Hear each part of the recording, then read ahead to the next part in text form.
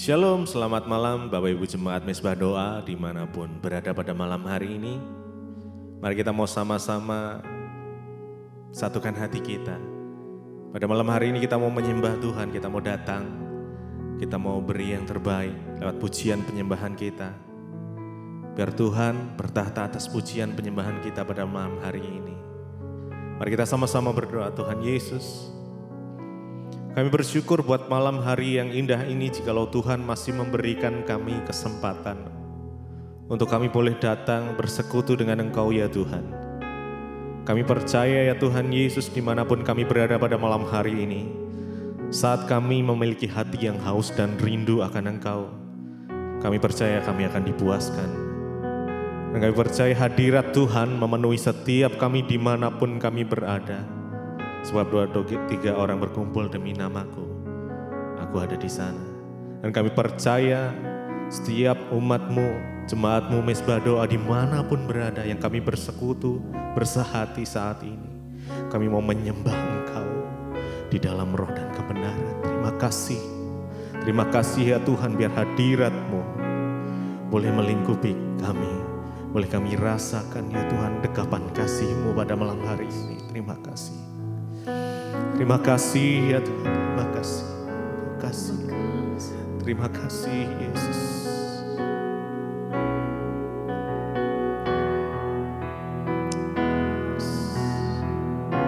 Sampai habis bumi berlalu, sampai siang malam menyatu, akan ku puja dan ku sembah Engkau ya Bapa-Ku, sampai nama-Mu ditinggikan di setiap hati dan bangsa. Kasih sayang-Mu dan setia-Mu kan menyertaiku sampai habis bumi berlalu, sampai siang malam menyatu, akan kami puja, kami sembah Engkau ya Tuhan Yesus, sembah Engkau ya Bapa-Ku, sampai nama-Mu ditinggikan,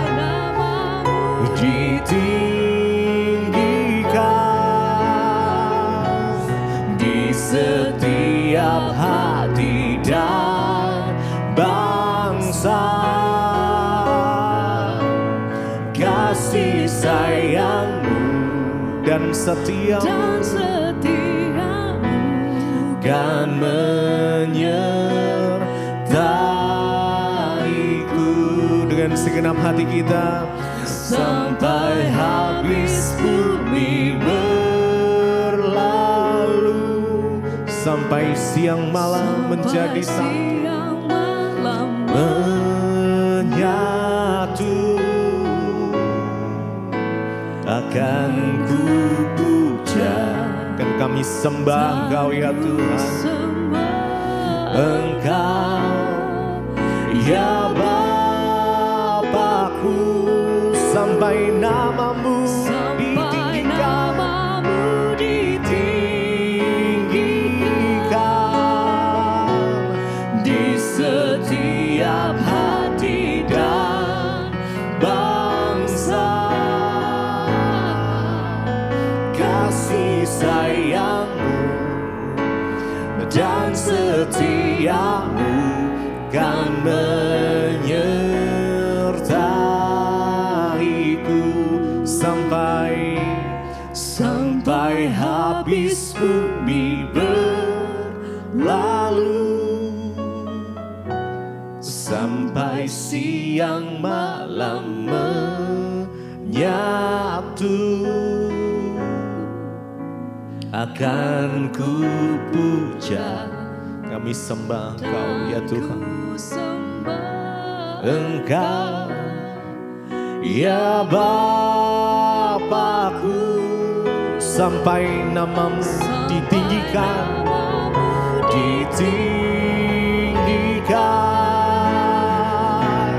di setiap hati dan bangsa. Kasih sayang dan kesetiaanmu kan menyertaiku.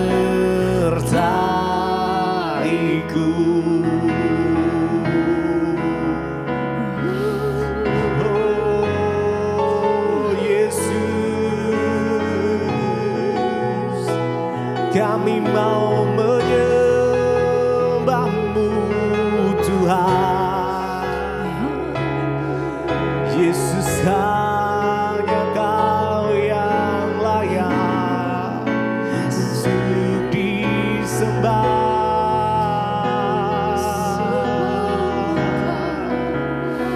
Hanya Engkau yang layak ditinggikan ya Tuhan.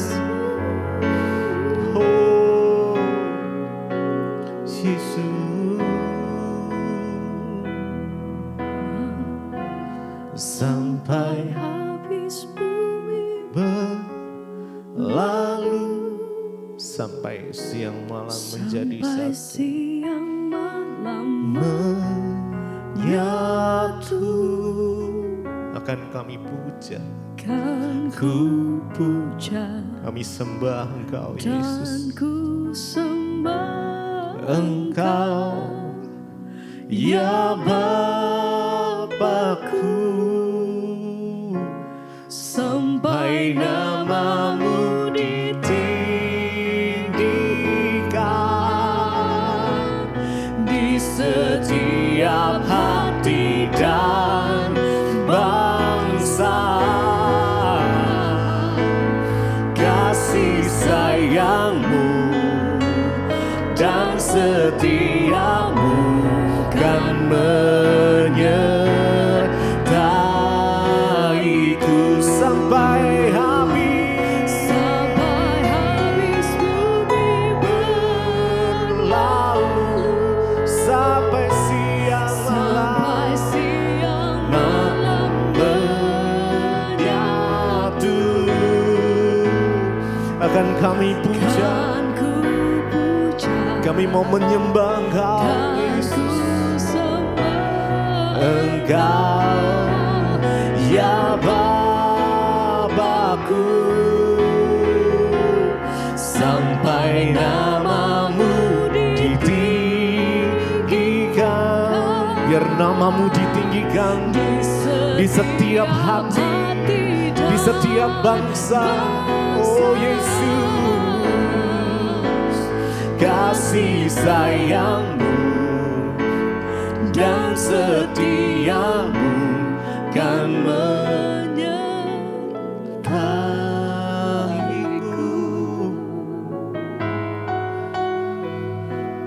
Kasih-Mu selalu mengalir di hidup kami. Kami mau datang, terima kasih Tuhan, menyembah, menyembah.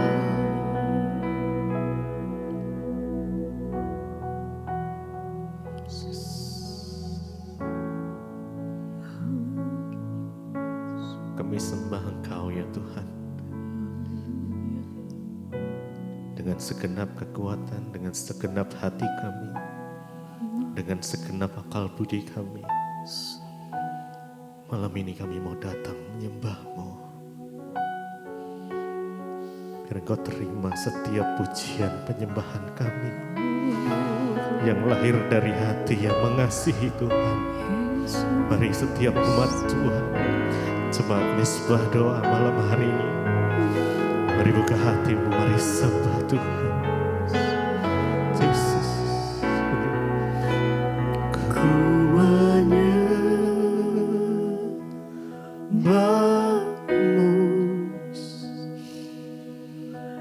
sembahmu.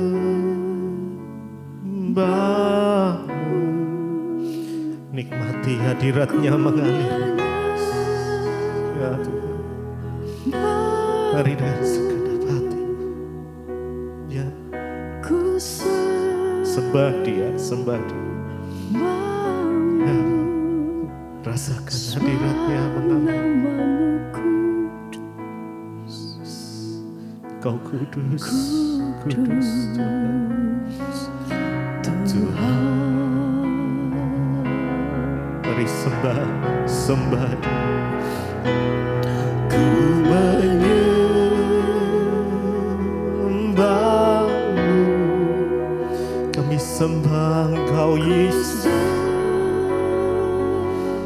Sembahmu ya Tuhan. Ku menyembahmu, yes Jesus, Jesus. Sembahmu, sebab namamu kudus.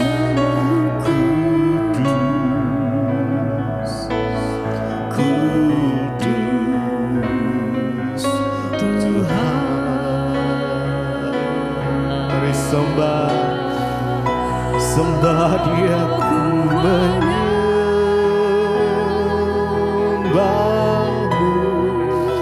Rasakan kasih-Nya mengalir. Yes. Menikmati pelukan dari Tuhan malam ini. Jesus, your presence Lord.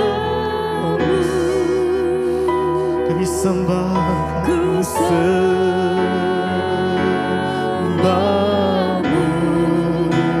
sebab namamu kudus,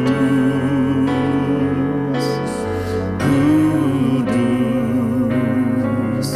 Tuhan. Kami sembah Dia. Ku menyembahmu, Jesus. Ku sembahmu, Holy Spirit, Holy Spirit. Ku menyembahmu,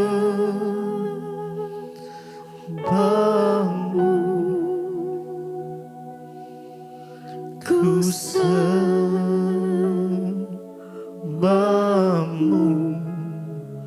sebab namamu kudus,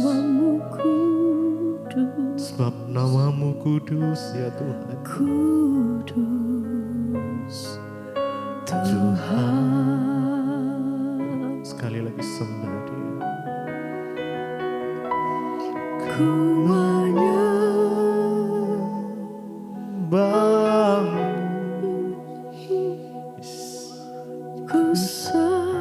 dengan segenap hati nyatakan, Tuhan, ini penyembahan Kami. Ini penyembahan setiap umat-Mu, jemaat-Mu, mesbah doa Tuhan. Kami datang menyembah-Mu. Kami datang ya Tuhan. Sebab namamu kudus. Engkau kudus. Kudus Tuhan.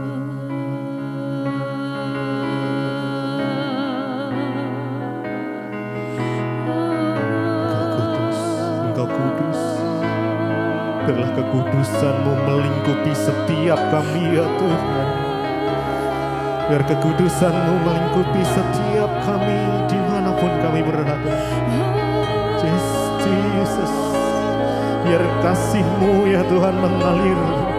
Kasih-Mu mendekap setiap kami ya Tuhan. Engkau memeluk setiap kami.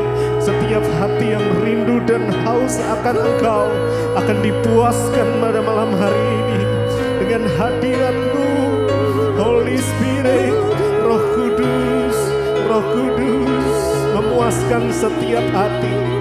Yes Jesus, Engkau kudus, Engkau kudus, You are holy, holy. Oh Jesus, Jesus, oh kami menyembah-Mu ya Tuhan. Jesus,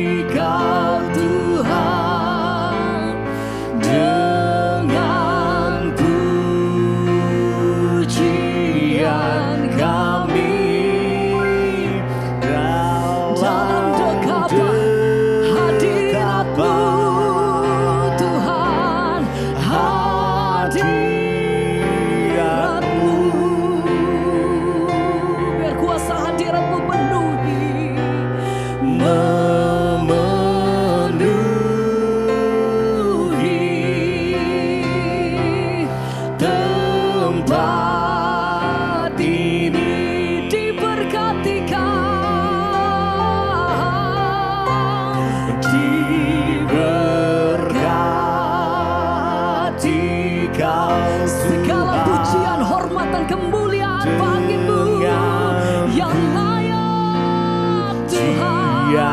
kami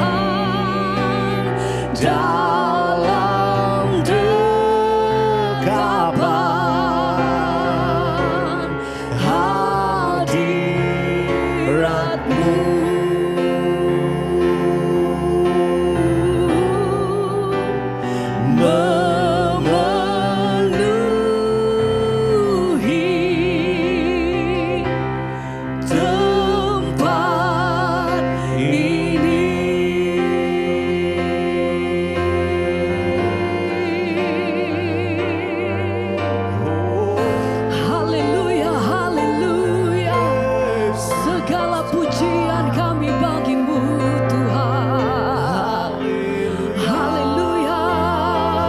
Diberkati mereka yang datang di dalam nama Tuhan Yesus.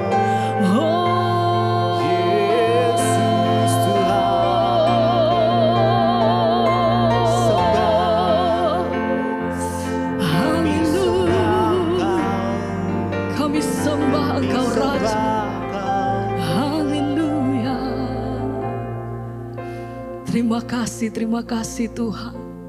Hadirat-Mu itu yang bawa setiap kami lebih dalam mengasihi Engkau Tuhan. Terima kasih Bapa. Saatnya kami mau terima firman-Mu Tuhan. Biar itu yang menjadi kekuatan dan penghiburan buat setiap kami. Kekuatan yang baru buat setiap kami yang mendengarkan malam hari ini. Terima kasih Tuhan. Terpuji nama-Mu kekal sampai selama-lamanya hanya di dalam nama Tuhan Yesus. Haleluya. Amin. Iya, puji Tuhan. Shalom. Bagaimana kabarnya Bapak Ibu? Luar biasa. Hari ini ya kita akan sama-sama belajar tentang bagaimana kita hidup melepaskan pengampunan, ya.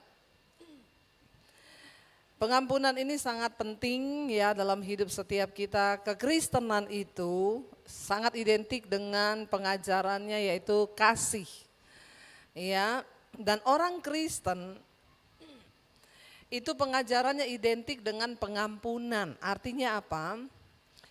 Orang Kristen itu terkenal dengan mau memaafkan, ya, tidak menyimpan kepahitan. Karena ajaran utama dari kekristenan itu adalah mengasihi.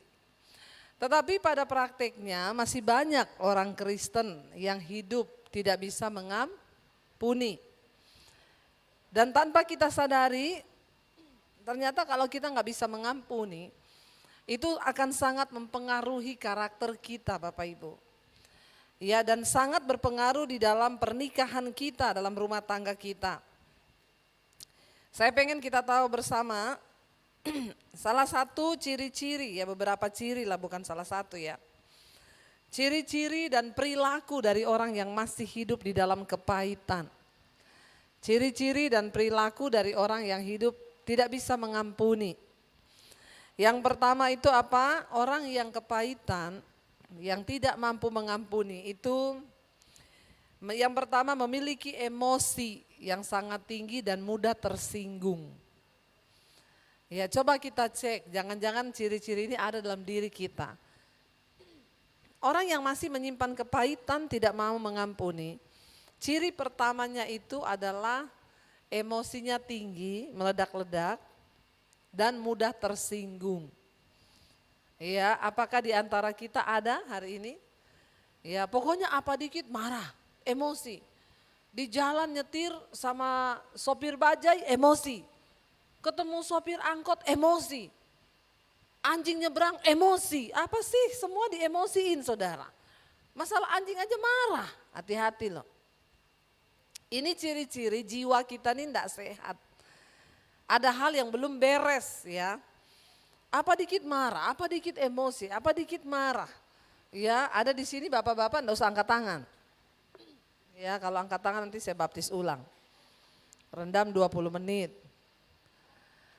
Yang kedua, mudah tersinggung. Orang itu kalau menyimpan dendam, enggak bisa mengampuni itu mudah tersinggung.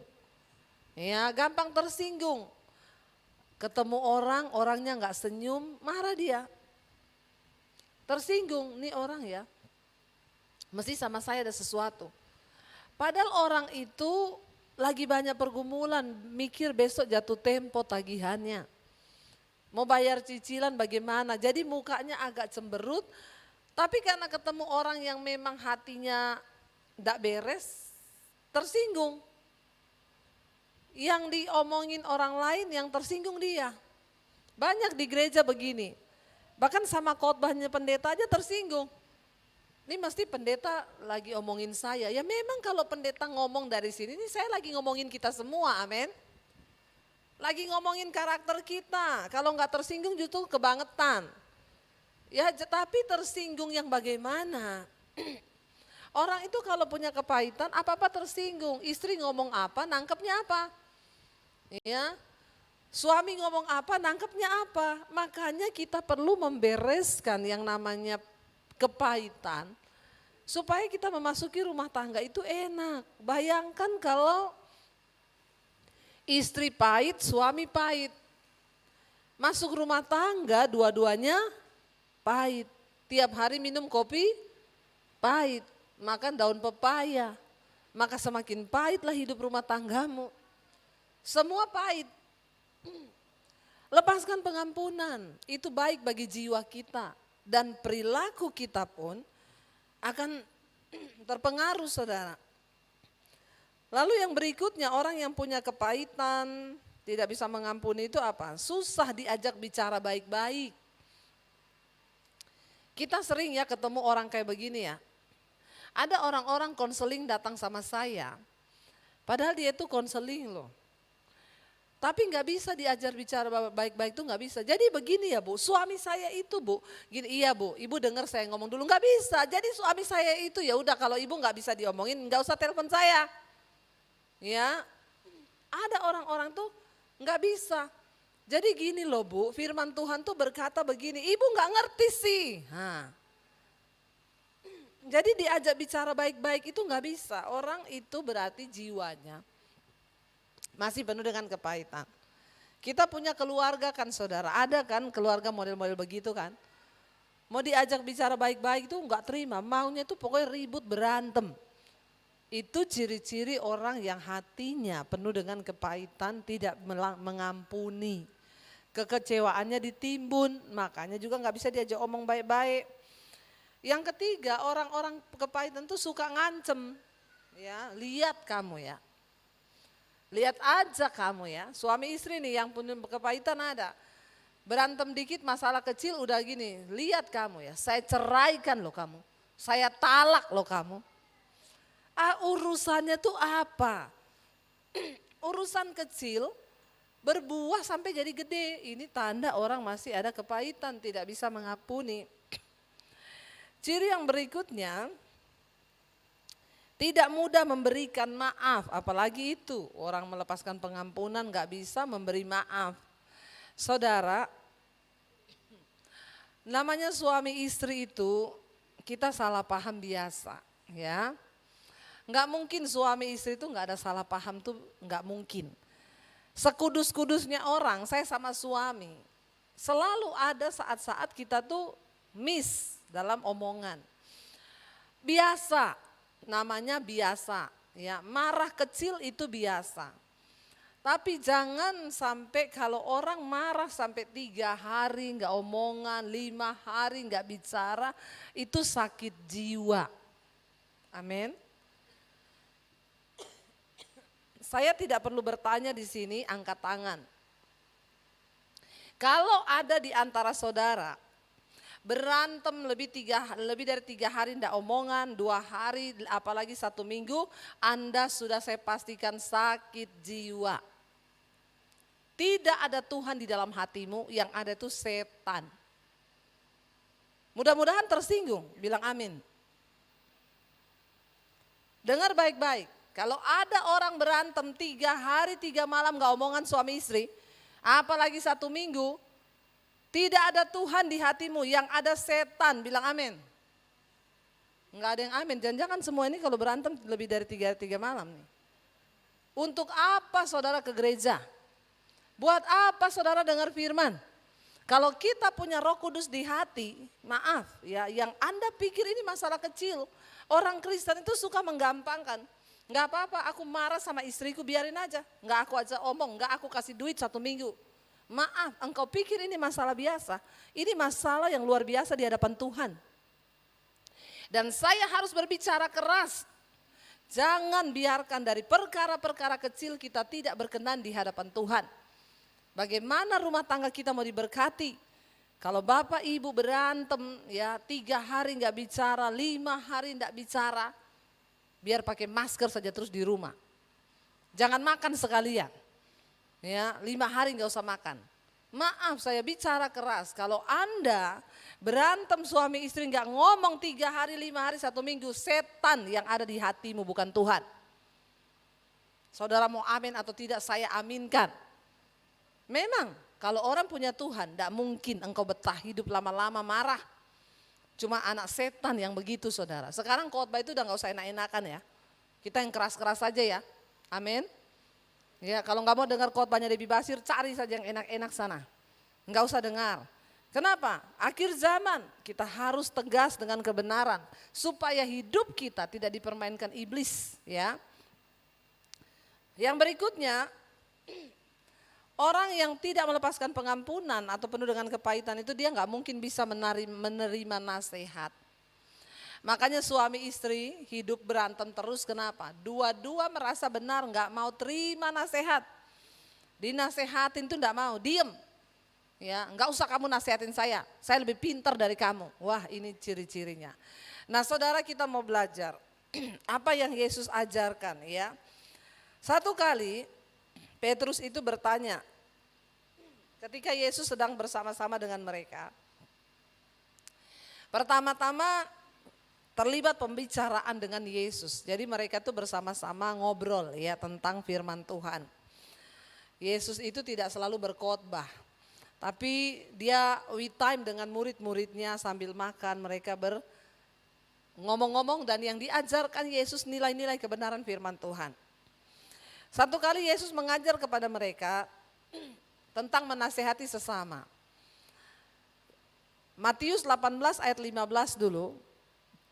Supaya tidak ada pertengkaran, tidak ada kepahitan, ya kita perlu saling menasehati. Matius 18 ayat 15, Yesus itu ngomong gini sama murid-muridnya. Apabila saudaramu berbuat dosa, tegurlah dia, ya. Matius 18 ayat 15. Apabila saudaramu berbuat dosa, tegurlah dia. Di bawah 4 mata. Jika ia mendengarkan nasihatmu, engkau telah mendapatinya kembali atau engkau sudah menyelamatkan dia. Kalau ada saudara kita, teman kita, sahabat kita, orang di gereja kita yang berbuat dosa, kalau kita mengasihi dia, tegur berapa mata? 4, jangan 5, berarti ada yang ngintip. 1 ya, atau 6, enggak boleh. 4 mata, panggil, ngomong, saya tuh dengar atau tahu kamu begini. Saya mengasihimu ya. Sesuai dengan firman Tuhan dikatakan tegur 4 mata. Kamu harus bertobat begini. Ayo kita berdoa. Selesai. Dia mau bertobat, kita sudah menyelamatkan dia. Tapi kalau enggak mau, ayat berikutnya dikatakan, ayat yang ke-16. Jika ia tidak mendengarkan engkau, bawalah seorang atau 2 orang lagi supaya atas keterangan 2 atau 3 orang saksi perkara itu tidak disangsikan. Kalau dia nggak mau bertobat, ajak orang lain. Ya, makanya saya menasihatkan ke jemaat begitu, Bu. Suamiku selingkuh, Bu. Ibu sudah bicara 4 mata dengan suami, sudah tidak mau berubah. Panggil 2 atau 3 orang saksi. Siapa? Mertuamu, orang tuamu. Itu orang terdekat supaya tidak bocor keluar. Ajak duduk bersama. Enggak salah loh saudara. Enggak salah. Supaya jangan istri tok menyimpan kepahitan. Ya, karena apa? Memendam terus kepahitan suami ini selingkuh nggak mau berubah-berubah. Libatkan orang lain. Supaya Anda tidak memikirkannya sendiri. Ajak orang tuanya duduk, ajak orang tuamu duduk. Karena pernikahan itu dua keluarga. Ya, atau kalau enggak mau libatkan orang tuanya ya kita pokoknya ajak kakaknya atau adiknya ngomong di depan. Dia tidak mau bertobat lagi. Ini Tuhan Yesus loh yang ngajari loh, ya bukan saya loh. Tuhan Yesus ngajari sama murid-muridnya. Gimana kalau dia nggak mau dengar 2-3 orang ngomong? Ayat yang berikutnya 17. Jika ia tidak mau mendengarkan mereka, lebih parah lagi nih. Sampaikanlah soalnya itu kepada jemaat, umumin di jemaat. Ngeri nggak? Ngeri. Tapi memang perlu kayak begini nih saja di gereja supaya orang tobat. Udah nggak usah mikir nanti dia kepahitan, nanti dia gini. Orang-orang yang kepahitan itu memang orang yang tidak mau bertobat di gereja, cuma bikin ribut saja. Banyak orang model begitu di gereja, nggak bertumbuh imannya. Yesus bilang, kalau udah ditegur 2-3 orang tetap nggak mau berubah, tetap saja tidak mau ya menerima nasihat, sampaikanlah itu kepada jemaat. Dan jika ia tidak mau juga mendengarkan jemaat, pandanglah dia sebagai seorang yang apa? Tidak mengenal Tuhan, nggak mengenal Allah. Dia sama dengan seorang pemungut cukai yang tidak bertobat. Jadi saudara tahu sekarang ya, ini Yesus yang ngomong. Ya, makanya bertobat, ditegur 2-4 mata, tobat dulu. Ya, kalau nggak mau tobat ya udah terpaksa. Ini aturannya Tuhan Yesus loh, bukan saya loh. Tuhan Yesus ngomong ke murid-muridnya. Ya, terus kalau dia nggak mau tobat juga ya sudah. Anggap dia orang yang tidak mengenal Allah. Karena banyak orang duduk di gereja tapi nggak kenal Tuhan. Cuma bikin repot, bikin ribut, bikin kepahitan, bikin batu sandungan, itu banyak saudara. Lalu kita lompat sekarang, karena ini sudah mereka ngomong, Yesus ngomong, semua ngomong, Petrus tiba-tiba angkat tangan. Ayat 21 kita lompat. Mereka kan lagi seru ya ngomong gimana Tuhan kalau ada yang berdosa. Lalu Petrus bertanya begini, kemudian datanglah Petrus dan berkata kepada Yesus, Tuhan, kalau begitu sampai berapa kali aku harus mengampuni saudaraku? Jika ia berbuat dosa terhadap aku sampai 7 kali, Petrus bilang.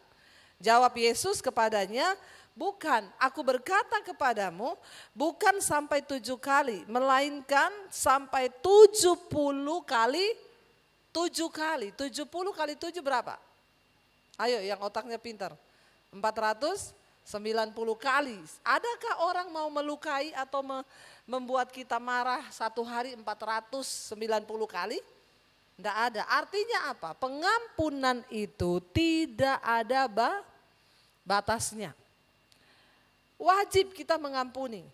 Tapi Bu, itu orang menjengkelkan banget. Engkau harus tetap mengampuni, tapi tandai dia dan jangan bergaul dengan dia. Karena orang itu tadi disebut tidak mengenal Allah. Tidak kenal hukum Tuhan. Mengampuni bukan berarti kita harus bergaul lagi. Mengampuni itu kita sikap hati dengan Tuhan. Tuhan, aku mengampuni dia. Aku berdoa Tuhan supaya dia bisa bertobat. Tapi bukan berarti kita berkawan lagi seperti dulu. Jadi saudara, tandai orang itu tapi jangan engkau kepahitan. Lepaskan pengampunan, doakan dia. Tapi untuk bergaul, no. Bergaullah dengan orang yang bijak karena pergaulan yang buruk itu merusak kebiasaan baik. Lalu ayat yang ke-23 ya. Di sana dikatakan saudara, Yesus berkata ya kepadanya sekarang ayat 23, sebab hal kerajaan sorga, Yesus bilang, seumpama seorang raja. Hal kerajaan Allah, sorga itu seumpama seorang raja yang hendak mengadakan perhitungan dengan hamba-hambanya. Ayat 24, setelah ia mulai mengadakan perhitungan itu, dihadapkannya kepadanya seorang yang berhutang berapa? 10.000 talenta. Lalu dikatakan di sana, tetapi karena orang itu tidak mampu melunaskan hutangnya, raja itu memerintahkan supaya orang itu dijual beserta anak dan istrinya dan segalanya miliknya untuk membayar hutangnya. Raja itu panggil anak buahnya, ini orang gak bisa bayar utang, tolong jual sebagai budak. Uangnya kasih saya untuk bayar utangnya. Lalu dikatakan tetapi orang itu tidak mampu melunasi, lalu suruh jual. Maka waktu raja ngomong suruh jual, orang itu sujud ya, menyembah raja itu, katanya sabarlah dahulu, segala hutangku akan kulunasi. Intinya dia memohon belas kasihan, beri aku kesempatan. Berlutut, bersujud di bawah kaki raja itu. Dan ayat berikutnya berkata, maka ya lalu tergeraklah hati raja itu oleh apa? Belas kasihan akan hamba itu. Sehingga ia membebaskannya dan menghapus hutangnya. Raja itu kasihan, orang ini memelas. Tolong raja, aku ini gak punya uang begini, tapi aku janji pasti akan bayar. Rajanya hatinya tergerak, lalu dia berbelas kasihan kepada orang itu, malah utangnya dihapus. Udah, aku tuh kasihan ya sama kamu. Entah apa yang membuat dia kasihan, tapi mulai sekarang aku tidak akan tagih lagi uang itu, aku bebaskan. Lalu dikatakan di sana apa? Seneng nggak orang dibebaskan utangnya? Seneng nggak? Seneng, bersyukur banget harusnya. Tetapi perhatikan, hamba yang dibebaskan tadi itu, ketika hamba itu keluar dari istana raja, ia bertemu dengan seorang hamba lain yang berutang kepadanya 100 dinar. Habis dia dilunasi, dia ketemu orang yang utang sama dia cuma 100 dinar, bukan 10.000 talenta. Cuma 100 dinar, apa yang dia lakukan? Ia menangkap orang yang utang sama dia itu, dicekiknya orang itu katanya bayar utangmu. Orang begini kurang ajar gak saudara? Baru dilunasi loh, baru mendapat belas kasihan loh. Raja bilang pergi saja kamu, saya nggak anggap lunas, nggak akan ditagih. Begitu keluar ada orang utang sama dia cuma dikatakan di sana, ya 100 dinar, sini utangmu mana? Enggak ada. Dia tangkap, dia cekik saudara temennya. Ya dikatakan di sana suruh bayar utangnya. Akhirnya ayat yang berikutnya berkata, ayat 29, maka sujudlah kawannya itu seperti yang dia lakukan sama raja kan. Sujud di kakinya dan memohon kepadanya, sabarlah dahulu, utangku itu akan kulunaskan. Apa yang terjadi? Ayat 30 dikatakan di sana, dia menolak dan menyerahkan kawannya itu ke dalam penjara sampai dilunaskannya hutangnya. Ini orang nggak tahu diri nggak saudara?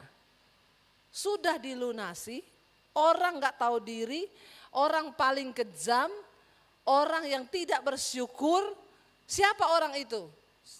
Saudara dan saya. Sering kali kita lupa, Tuhan sudah mengampuni dosa kita. Tapi ketika ada orang buat dosa sama kita nggak mau ampuni dia. Itulah saudara dan saya orangnya. Hello? Jahat nggak kita? Jahat. Nggak tahu diri nggak kita? Nggak tahu diri. Udah diampuni Tuhan. Ketika orang buat dosa, kita dengan sombongnya berkata, aku nggak bisa loh ampuni dia. Orang itu kebangetan banget ya. Mengampuni itu harus karena kita sudah diampuni. Lalu raja itu mendengar saudara, dikatakan ayat yang berikutnya, ayat 31. Melihat itu, kan orang lihat ya, kawan-kawannya yang lain sangat sedih. Orang pasti lihat nih orang ya, kebangetan ya, dia baru saja loh dilunasi utangnya lebih banyak. Tapi masa dia nggak bisa melunasi utang orang lain, nggak bisa diampuni. Lalu mereka menyampaikan segala yang terjadi itu kepada raja tadi, kepada Tuhan mereka. Apa yang terjadi? Ayat 32 dikatakan, raja itu pun menyuruh memanggil orang itu dan berkata kepadanya, hai hamba yang jahat, seluruh utangmu sudah kuhapuskan karena engkau memohonkannya padaku. Ayat yang berikutnya, ayat 33, bukankah engkau pun harus mengasihani kawanmu seperti aku telah mengasihani engkau? Lalu ayat yang berikutnya berkata, maka marahlah tuannya itu dan apa? Menyerahkannya kepada algojo sampai ia melunaskan seluruh hutangnya. Akhirnya raja itu marah. Dan dia diperlakukan sama dengan dia memperlakukan orang lain. Ayat yang ke-35 saudara dikatakan di sana. Baca bersama. Maka Bapakku yang di sorga akan berbuat demikian juga terhadap kamu. Apabila kamu masing-masing tidak mengampuni saudaramu dengan segenap hatimu. kita mengerti sekarang. Ternyata seringkali kitalah yang menjadi orang yang gak tahu diri itu. Waktu kita tidak mau melepaskan pengampunan bagi orang lain. Mungkin ibumu melukai engkau. Mungkin keluargamu melukai engkau. Mungkin kakakmu melukai engkau. Mungkin suamimu. Mungkin anakmu melukai engkau. Kita tidak bisa mengontrol siapapun yang datang dalam hidup kita. Tapi keputusan untuk mengampuni itu mutlak karena Tuhan menyuruh kita untuk melakukan itu. Kalau tidak, kita di pandangan Tuhan seperti hamba yang jahat itu. Sudah dilunasi utangnya, tapi dia tetap tidak mau mengampuni orang yang bersalah kepada dia. Maka mari kita bertobat Bapak Ibu. Kenapa? Karena kita dipanggil menjadi manusia-manusia baru di dalam Tuhan. Ya, kita lihat Efesus pasal yang keempat. Efesus pasal yang keempat, kita akan baca saudara. Bagaimana kita menjadi manusia baru di dalam Kristus. Kita lihat mulai ayat 22 saja. Ya, yaitu bahwa kamu berhubung dengan kehidupan kamu yang dahulu. Harus menanggalkan manusia lama yang menemui kebinasaannya oleh nafsu yang menyesatkan. Orang yang tidak bisa mengampuni itu dikuasai oleh nafsu amarah. Ayat yang berikutnya 23 berkata, supaya kamu dibaharui dalam roh dan pikiranmu. Kalau kita tidak menanggalkan semua yang manusia lama itu, kita nggak mungkin menjadi manusia baru, pikiran dan roh kita dibaharui. Dan mengenakan manusia baru yang telah diciptakan menurut kehendak Allah dalam kebenaran dan kekudusan yang sesungguhnya. Ayat yang berikutnya 25, karena itu buanglah apa? Dusta. Berkatalah benar seorang kepada yang lain karena kita adalah sesama anggota. Ayat yang ke-26 berkata, apabila kamu menjadi marah, perhatikan, janganlah kamu berbuat dosa. Marah boleh, buat dosa enggak? Pendeta bisa marah enggak saudara? Bisa. Manusia kita semua bisa marah kalau kita melihat sesuatu ketidakadilan. Marah boleh, buat dosa enggak? Loh maksudnya gimana Bu? Waktu engkau marah, jangan keluar kata-kata kotor dari mulutmu. Jangan keluar kata-kata yang tidak sesuai firman Tuhan. Apalagi ya, marah sampai 1 hari, 2 hari, 3 hari, itu yang saya bilang tadi tidak ada Tuhan di hati, yang ada setan. Jangan sampai engkau berbuat dosa, baca bersama, janganlah matahari terbenam sebelum padam amarahmu. Jangan simpan marah lama-lama saudara. Kenapa? Karena engkau akan memberi kesempatan kepada iblis. Orang kalau marah langsung dilepas pengampunan tidak akan berbuah lagi. Tapi kenapa ada orang bikin kopi dikasih sianida? Karena marahnya berkelanjutan.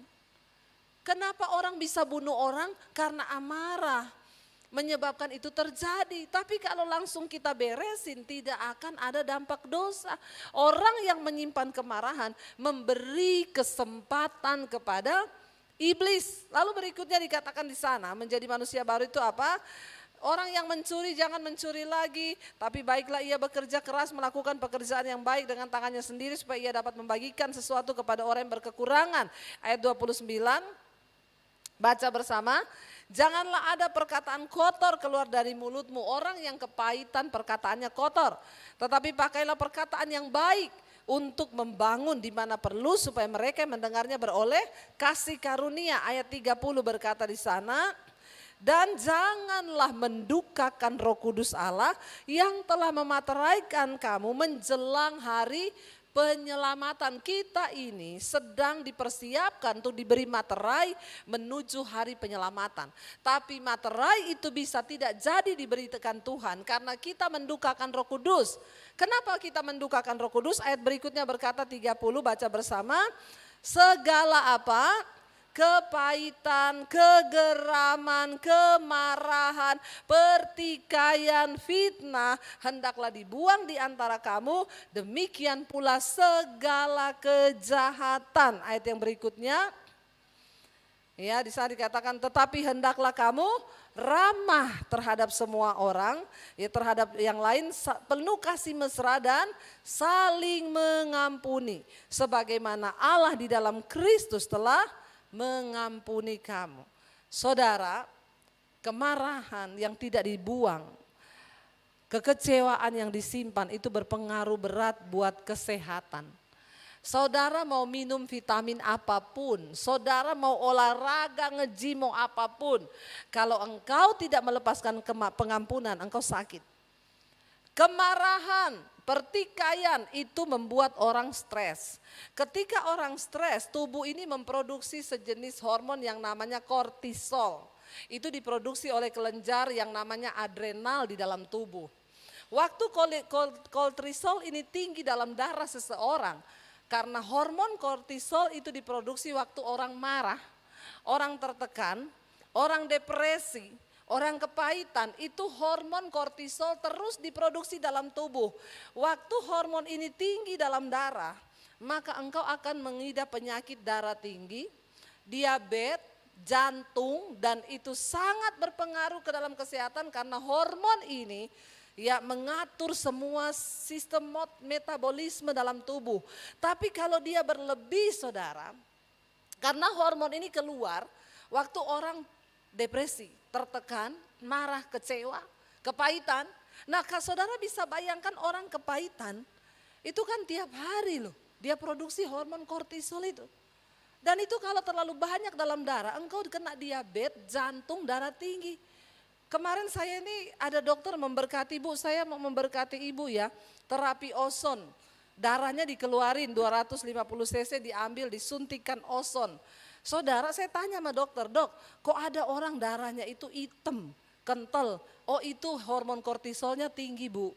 Oh jadi orang kalau darahnya kental, hitam itu karena hormon kortisolnya tinggi. Iya itu sejenis hormon stres. Hormon yang diproduksi ketika orang marah, orang kecewa, itu hormon keluar. Nah saudara, ya dari situ saya tuh melihat lah, berarti benar Alkitab itu bilang hati yang gembira itu obat yang manjur. Padahal kalau orang itu kepahitan mana ada gembira. Yang tadi tuh marah-marah, emosian, tersinggung, anjing lewat marah, kucing nyebrang marah. Enggak ada hubungannya, marah-marah. Hormon kortisolmu tinggi, darahmu hitam, kental. Bertobat. Jadi semua itu ada sangkut pautnya. Ya kalau orang itu hatinya damai, sukacita, nggak marah-marah, darahnya itu lancar. Saya lihat kemarin darah saya dikeluarin, puji Tuhan nggak hitam banget sih. Ya lalu dimasukin ozon, dicampur begitu jadi pink darahnya, dimasukin lagi ke dalam tubuh. Ya untuk menetralisir darah yang lain. Saya tuh lihat ya, saya banyak tanya sama dokter, oh jadi begitu ya dok? Iya bu, waktu orang itu marah, ya tertekan, hormon kortisol itu diproduksi, berlebih dalam tubuh. Lalu gulanya naik, darahnya naik. Saya kemarin itu pas dikontrol gula saya rendah, darah saya rendah karena saya enggak pernah marah-marah. Ya gula saya masa cuma 80 saudara, ya normalnya 140. Jadi saya harus dibikinin teh, kasih madu dulu baru bisa diambil darahnya. Ya karena gulanya sangat rendah sekali. Ya makanya obat saya itu duren. Ya saya bersyukur, saya pelayanan kalau drop dicariin duren, sate kambing, enak toh? Ya enak, makanya jaga hati damai sejahtera. Jangan sampai darahmu naik, gulamu naik. Kenapa? Kebanyakan hormon kortisol dalam darah. Saudara, Tuhan itu tidak pernah berdusta. Saya undang imam musik maju ke depan. Biar kita mau terus ya datang pada Tuhan. Kita mau bilang Tuhan kami mau pulihkan setiap kami, ya kuduskan hidup kami supaya iman kami ini terus bertumbuh di dalam Tuhan. Kami melepaskan pengampunan, hidup kami damai sejahtera. Imam musik bisa maju ke depan. Ya, mana pemain musiknya? Nanti pemain musik ini mulai besok duduk di sini saja ya, enggak usah di belakang, nanti pada cerita di belakang, duduk saja di sini biar dengar firman. Ya. Saudara kita percaya, saya minta ya. Ketika kita mau sungguh-sungguh bertobat, mau merendahkan diri, ingat seringkali yang menjadi hamba yang jahat tadi itu kita lah. Karena kita lupa bahwa Tuhan sudah mengampuni kita, kita lupa bahwa Tuhan sudah memulihkan kita. Sehingga kita tidak punya hak untuk tidak mengampuni orang lain. Mari kita bangkit berdiri bersama, datang pada Tuhan. Terima kasih Bapa. mengalir kuasa dari tempat maha tinggi. Bapa kekal mulia, Kau hadir di sini, memulihkan hati, menyembuhkan yang terluka. Ku kan tenang bersamamu Bapa. Angkat tanganmu, katakan, mengalir kuasa dari tempat maha tinggi. Bapa kekal mulia, Kau hadir di sini, memulihkan hati, menyembuhkan yang terluka. Ku kan tenang bersamamu Bapa. Saudara minta Tuhan hari ini untuk menyembuhkan setiap sakit hati kita, kekecewaan kita, luka di dalam hati kita. Ketika engkau melepaskan pengampunan, itu bukan hanya untuk kebaikan orang yang engkau ampuni, tapi untuk kebaikan kita juga. Hidupmu sehat, berkatmu tidak terhalang. Bilang hari ini, Tuhan, kami tidak mau menyimpan kekecewaan, kepahitan, dendam di dalam hati kami. Hari ini kami lepaskan pengampunan untuk yang bersalah pada kami. Demikian juga kami suami istri, mungkin tidak kami sadari ada hal-hal yang membuat kami kecewa. Hari ini kami lepaskan pengampunan buat suami, buat istri, buat anak-anak, sehingga hidup kami akan semakin berbahagia. Terima kasih Bapa. Mengalir kuasa dari tempat maha tinggi. Bapa kekal mulia, Kau hadir di sini, memulihkan hati, menyembuhkan yang terluka. Ku kan tenang bersamamu Bapa. Mengalir kuasa dari tempat maha tinggi. Bapa kekal mulia, Kau hadir di sini, memulihkan hati, menyembuhkan yang terluka. Ku kan tenang bersamamu Bapa. Angkat tanganmu, katakan, mengalir kuasa dari tempat maha tinggi. Bapa, Kau kekal mulia, Kau hadir di sini, memulihkan hati, menyembuhkan yang terluka. Ku kan tenang bersamamu Bapa. Bapa, hamba berdoa bagi setiap anak-anak-Mu Tuhan, agar kami mau sungguh-sungguh meresponi firman Tuhan. Karena hanya firman Tuhan itulah kebenaran yang mutlak bagi hidup kami. Kalau Tuhan berkata seperti itu benar-benar dan sungguh-sungguh membawa kebahagiaan bagi hidup kami. Tidak ada alasan lain Tuhan. Engkau menyuruh kami taat kepada firman-Mu, supaya kami boleh menikmati janji-janji Tuhan. Ajar kami taat, ajar kami setia melakukan firman Tuhan, bukan menjadi pendengar, tapi menjadi pelaku firman Tuhan. Hamba berdoa, berkati anak-anak-Mu yang mau membuka hati untuk melakukan firman. Usaha mereka diberkati, pekerjaan mereka diberkati, kesehatan mereka diberkati, bahkan hidup mereka menjadi berkat bagi banyak orang. Kami melepaskan berkat bagi bangsa dan negara kami Indonesia. Lawat bangsa ini hujan pertobatan tercurah bagi Indonesia. Kami buka hati kami juga Bapa hari ini. Mari buka hati dan tanganmu saudara. Terimalah kiranya berkat dari Allah Bapa, cinta kasih Tuhan Yesus Kristus, penyertaan Allah Roh Kudus turun atas hidup kita mulai hari ini, bahkan sampai kali yang kedua Tuhan Yesus datang menjemput kita semua. Nama kita tercatat di dalam kitab kehidupan. Dalam nama Yesus yang percaya diberkati Tuhan, katakan bersama, amin, amin, amin.